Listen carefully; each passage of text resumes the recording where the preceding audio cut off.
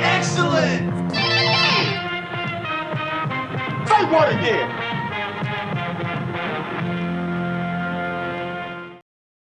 Caddyshack is a comedy classic from 1980 that takes us to the golf courses of Bushwood Country Club, an uptight locale for the rich and stuffy. It's business as usual until some new blood shows up that doesn't mesh well with the typical clientele. That's right, it's the snobs against the slobs, a classic trope popularized by movies like Animal House, Bad News Bears, Meatballs, and of course, Caddyshack. It's even the tagline of the movie. But who is a snob and who is a slob? Let's take a look. Well, we're waiting. The plot loosely follows Danny, a golf caddy struggling to figure out what to do with his life. I gotta go to college. I gotta. Danny, this isn't Russia. This doesn't really matter though. Despite being our main character, Danny's story takes a backseat to the film's wacky events and just serves to move the story forward. This is more of a slice-of-life comedy revolving around the golfers and staff at Bushwood, showing a window into their daily lives over the course of a few days. The caddies hang around the golf course smoking and drinking, just trying to make it through, while the affluent golf the day away. Danny does find himself in some trouble though, which brings him to odds with the upper class, cementing his status as a slob. Bushwood's status quo gets upset by the arrival of our main slob, the boisterous Al Cervic. Let's go while we're young! Fast-talking, loose with his money, and a party animal, classic comedian Rodney Dangerfield steals the show in this role. His loud and crude nature combined with gaudy outfits earns the disdain of Bushwood's elite, but he doesn't care because he doesn't like them much either, and nobody is safe from his relentless roasting. Oh, this is the worst looking hat I ever saw. Well, you buy a hat like this, I'll bet you get a free bowl of soup, huh?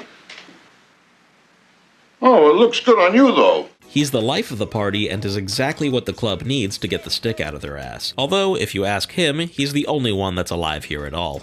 I tell you, country clubs and cemeteries' biggest wastes are prime real estate. Well, dead people. I tell you, I never saw dead people smoke before. The graveyard is 2 blocks to the left, okay? Woo! The dance of the living dead. Bridging the gap between our snobs and slobs is Ty Webb. Ty is a very likable character here and acts as somewhat of a mentor to Danny. Despite being part of the upper class and the son of one of the club's founders, he's clearly fed up with high society and tries to stay out of their affairs. You should play with Dr. Pieper and myself. I mean, he's been club champion for 3 years running, and I'm no slouch myself. Don't sell yourself short, Judge. You're a tremendous slouch. He's a great golfer, but wants nothing to do with getting higher stakes or money involved. He's just here for the love of the game. I don't play golf for money against people. What are you, religious or something? You might say that. Ty's behind the slobs all the way. When the head snob, Judge Smales, insults Cervic and makes it a point that Bushwood should exclude certain people from joining, Ty sets aside his personal ideals to defend and team up with Cervic in a money match to determine the club's future. Let's face it, son. Some people simply do not belong. What do you say, Ty? Let's make it 40,000. My dad never liked you. His more kind and down-to-earth nature, combined with fighting on the side of inclusivity, may make you forget he's played by Chevy Chase. You take drugs, Danny? Every day. Good. Smales is our main snob. Uptight, dry, and arrogant, appearance and status are what's most important to him. I think you can still become a gentleman someday, if you understand and abide by the rules of decent society. In other words, he's exactly the type of lame asshole you would expect in this role. But the man worthwhile is the man who can smile when his shorts aren't too tight in the seat. Looking down on those with lesser status, he acts like he runs the place. Although, as the other co-founder of the club, he kind of does. I'll guarantee you'll never be a member here. Member? Are you kidding? You think I'd join this crummy snobatorium? But this whole place sucks. Most of the movie is dedicated to Smales and Cervic coming to odds with each other. But Smales' character extends beyond just this movie. He can be found anywhere and act as a stand-in for whoever you want. He's the corporate boss where you pretend to laugh at their jokes, he's the in-law you suck up to, he's the customer that comes into your job acting like he owns you. What are you doing next Sunday? No plans? Great. How'd you like to mow my lawn? Huh? For the audience, Smales isn't just a character, he's an idea. He's the authority figure that needs to be taken down a peg.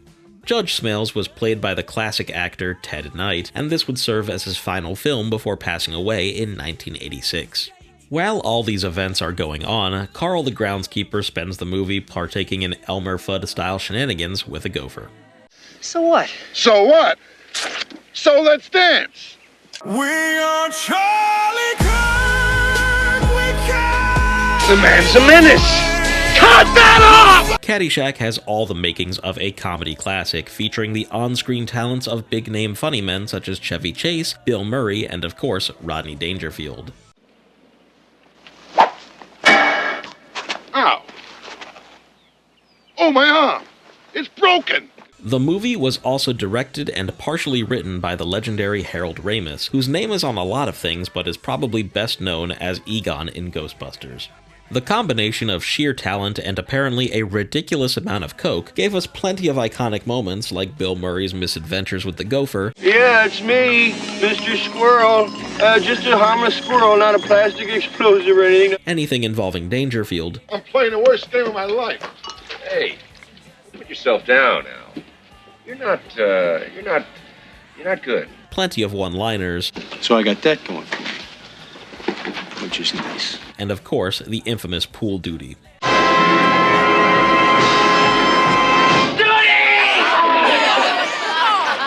Don't worry, it's just a candy bar. I'm pretty sure that the entirety of this movie has been referenced in Family Guy at this point. I want a milkshake.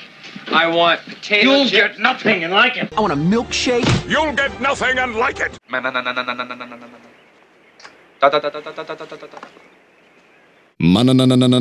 Said Ty, sinking yet another ball. We are also treated to the funny, yet oddly beautiful Best Game of My Life scene, a classic moment that I can't help but think of every time I'm out in a storm.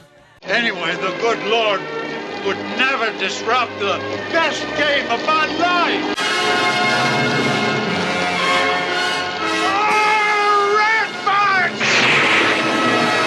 On the surface, Caddyshack is a fun comedy showing a glimpse into life at this club. Not only about games of golf, but a game of status, it's filled with the counterculture themes of the late 1970s and early 80s. It's about sticking it to the man. I'm not sure if it's intentional, but making all these uptight dicks members of a club called Bushwood has gotta be a clever joke. I christen thee the Flying Wasp.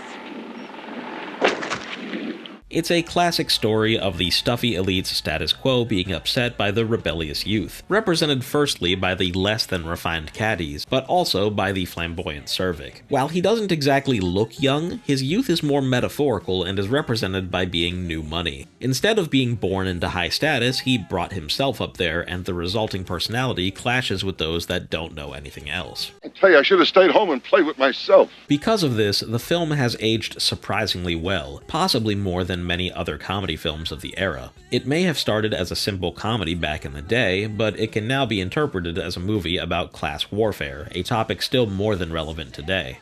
It's possible I'm looking too far into this movie, but I think that it having themes beyond just being a funny golf movie adds to the enjoyment. Take that and add some Kenny Loggins songs and you're in for a good time. It seems that any way you slice it, Caddyshack is a whole in fun. I never slice. I hope you enjoyed this look back at Caddyshack. I was surprised to realize that I haven't made a regular episode in nearly 2 years, instead doing compilation episodes or special events. So this was something of a return to form. If you liked what you saw, don't forget to subscribe for more, because you never know what's playing at the drive-in. Hey, everybody, we're all gonna get laid.